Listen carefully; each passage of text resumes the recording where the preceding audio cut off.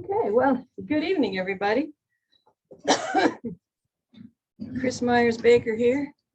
You know, it's interesting this week, the title that I was given, shorthand, was Question Everything. And I thought, that's interesting, how appropriate, especially since I've spoken on questions, living in the question before. But have you noticed that people these days are questioning absolutely everything? It's like nobody wants to believe scientists. I mean, not nobody, but a lot of people just don't want to believe scientists about global warming or the causes of global warming. People argue about that. People don't want to, they question the doctors, they question the medical establishment about the pandemic. They question the politicians, and you know, that's understandable, isn't it?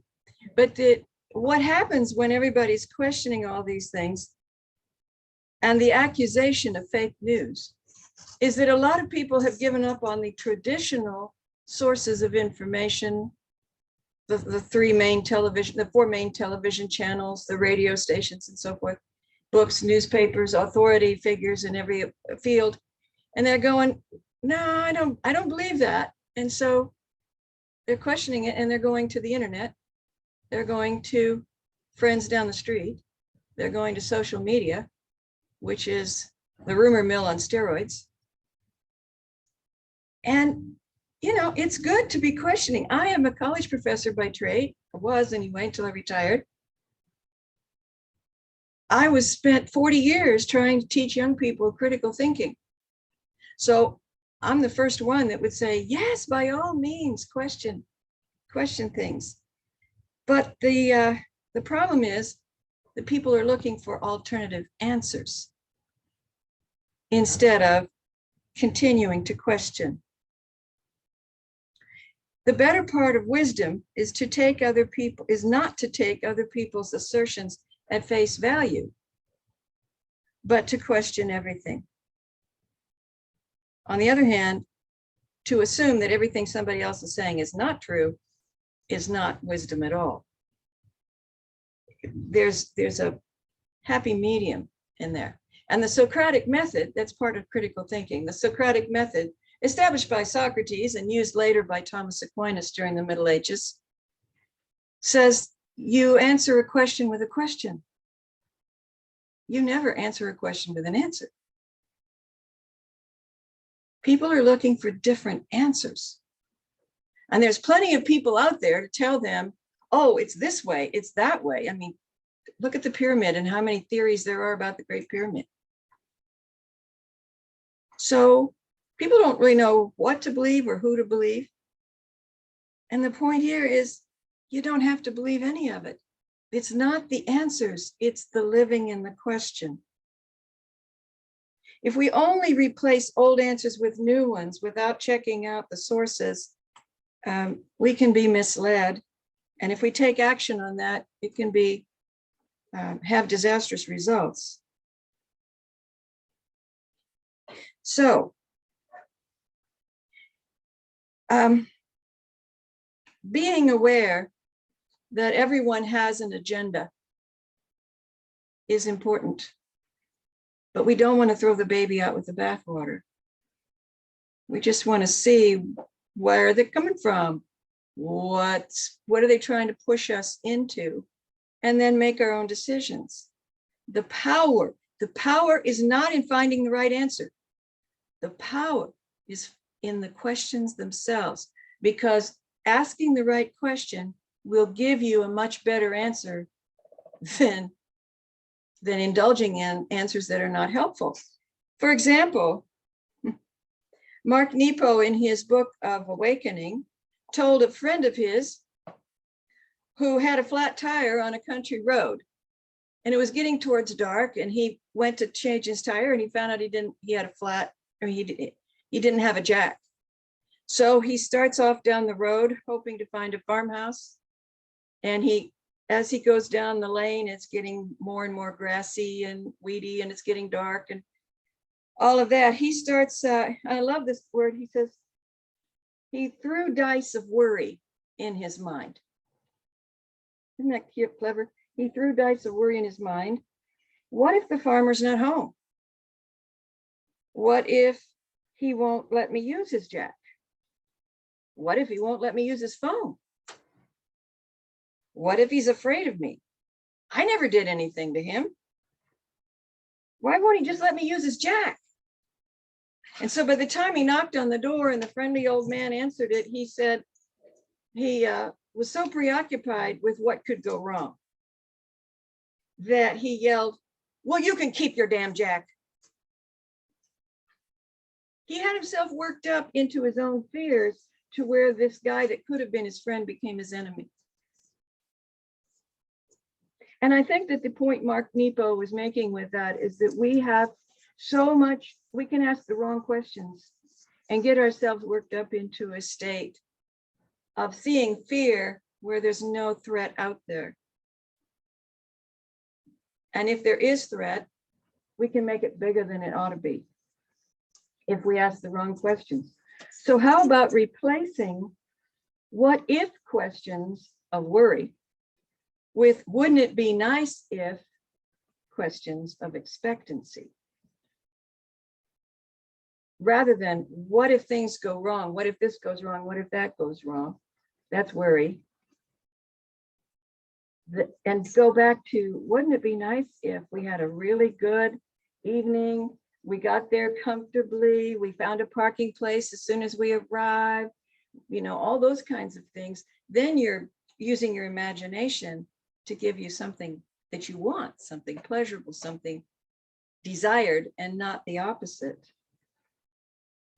When we say question everything, what we really are saying is question our assumptions about everything. Byron Katie is well known for her practice called the work. And for her, the work is questioning beliefs that we have that are making us unhappy. She says, to question what you believe is an amazing gift to yourself, and you can have it all the days of your life. The answers are always inside of you, just waiting to be heard. Questioning what we believe, questioning those answers that we're so eager to get. And so her 4 questions. Is it true? Now let's just say somebody says, my friend doesn't call me. That means he doesn't love me. Okay? A lot of girls feel that way. All right. Then what she would say is that true? Now the first response is, of course it's true. Right? Yes, it's true. But the next question is, can you absolutely know that it's true? And at that point, you kind of have to let go of that certainty and say, well, I think it's true. I mean, if otherwise, why doesn't he call me? Right? The third question, what would you be without that thought? Oh, excuse me. The third question is, how do you react when you believe that thought? How do you react when you believe that thought? So in this case, this imaginary case, probably when he does call her, it's about time. Why didn't you call me yesterday? You know, or if he says, hi, I've missed you. Well, I don't think you missed me very much because you never called yesterday. You see, those kinds of reactions push people away. And where's that coming from? It's coming from this initial assumption that if he loved me, he would call me. And he hasn't been calling me, therefore he doesn't love me. You see? And so then it becomes a self-fulfilling assumption because you are reacting in a way that pushes him away and makes him feel like, what a, you know, yeah, you just want to be away from a person like that. And then the fourth one is, who would you be without that thought? If you didn't have that thought about him, would you respond more lovingly, more appreciatively when he did call and say, well, hi, how's things going? And, you know, and there's no friction, there's no static because you haven't been generating this false premise for emotions that are not based in reality. And after answering these questions, the respondents in this practice of Byron Katie are asked to come up with a turnaround. And the turnaround sentence is, instead of he doesn't understand, he doesn't love me, would be maybe, I don't understand him. Do I love him as much? You know, or am I loving myself more? Am I loving my expectations more than I'm loving him? Or do I love myself? Do I have to have his affirmation to know that I exist and that I'm important and that I count? So this is a practice. Byron Katie's practice is so well known and it's been around for decades. But it's asking questions. It's asking us to question our assumptions. Is it true? Can you absolutely know that it's true? How do you react when you believe that thought? And who would you be without the thought? Now, who would you be without the thought? I'd like to try a little exercise. If you'll think about something that has been in your mind a lot this week, it can be anything about anything. It can be about the economy. It can be about somebody. It can be about your health. It can be about anything. But just think of something that's been troubling you this week, or that you've just been worrying. You know how we can worry something in our minds, like the man walking along the road that night, and what if he doesn't give me a jack? So think about something. Does everyone have one? And then what we're going to do is we're going to say these two sentences 3 times. Everything is as it appears to be, and nothing is as it appears to be. Okay? So we're going to say that 3 times all together. Everything is as it appears to be, and nothing is as it appears to be. Everything is as it appears to be, and nothing is as it appears to be. Everything is as it appears to be, and nothing is as it appears to be. Do you feel a difference when you think about that issue? That's only 3 times. If you do that 10 times, you really are loosening your fingers, you know, the grasp you have on that idea. And you're saying, well, if it isn't the way it appears to be, then maybe there's another explanation for this. Maybe there's another way of looking at this. Maybe I'm missing something, right? So what am I missing here that would empower me?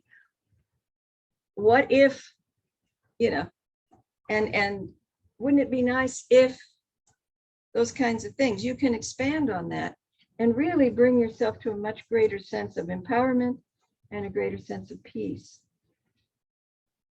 A second angle on this is what the artists would say, and Sue Monk Kidd is the top of my list here. Creativity flourishes not in certainty, but in questions. Creativity flourishes not in certainty, but in questions. Or Rainer Maria Rilke, who in his letter to a young poet, he says, have patience with everything that remains unsolved in your heart.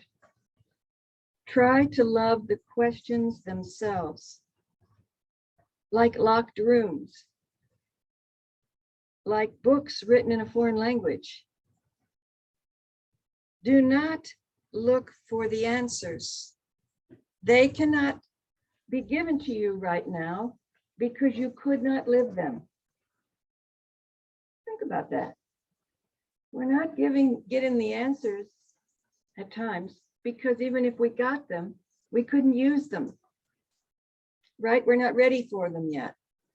It is a question of experiencing everything. Experience. At present, you need to live the question. And perhaps you will gradually, without even noticing it, find yourself experiencing an answer in some distant day. I love that quote, because living in the question, not holding on to these things, but saying, well, you know, maybe this is what it is, and maybe not. Everything is as it appears to be, and nothing is as it appears to be. So let me look for some wiggle room in here, and then I'm not stuck. Another one from an artist and a creativity person says, God is an artist. Artists do not create to have someone just glance and say, oh, that's pretty.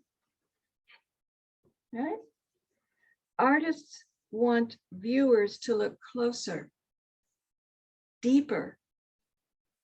They want them to really see what they've created and not just glance at it and say, oh, that's pretty flowers.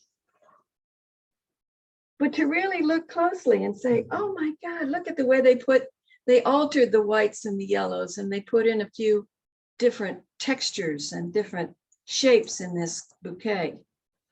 When we truly contemplate works of art, or even a vase of flowers, we see so much more in it. So again, looking with an artist's eyes doesn't just say, oh, that's a vase of flowers,